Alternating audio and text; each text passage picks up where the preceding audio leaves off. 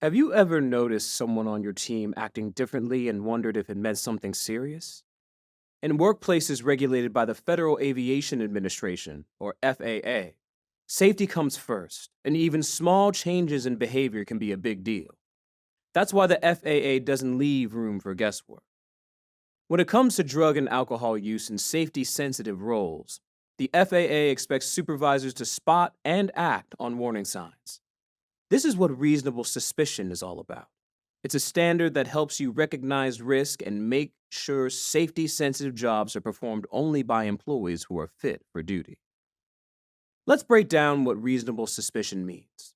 The term might sound vague at first, but it has very specific meaning in FAA regulated workplaces. Reasonable suspicion means a belief that an employee might be using drugs or alcohol based on something they actually see or hear. These must be clear signs of how the employee looks, acts, speaks, or even smells. And they must happen at the time you make the decision to act. It's not based on a feeling you had or gossip you heard. It must be based on clear, describable observations. There's a difference between suspicion and speculation. If you say, John seems off today, that's speculation and it's not enough. But if you notice someone slurring their speech, stumbling when they walk, or smelling strongly of alcohol, those are real signs you can explain. That's what makes it reasonable suspicion. Timing matters too. The behavior you document must be happening now, not something you remember from last week. If you see these signs happening currently, that's when you'd run a reasonable suspicion test.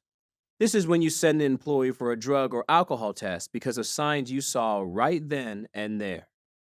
Your suspicion also needs to be legally defensible.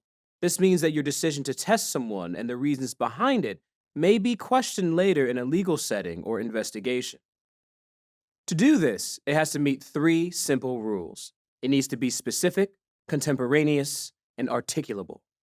Specific means you can point to exact behaviors like glassy eyes or erratic speech.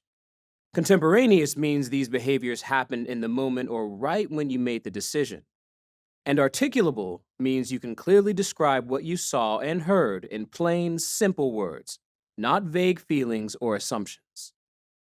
Here's an example. A supervisor says, Tom's acting weird. That statement is too general and doesn't give us much. But imagine the supervisor says, at 3:15 p.m., I saw Tom stumble on his way to the aircraft. He was mumbling and looked confused about the work he was supposed to be doing. The second version shows what happened, when it happened, and why it matters. That kind of report justifies a reasonable suspicion test. In FAA regulated jobs, safety is everything.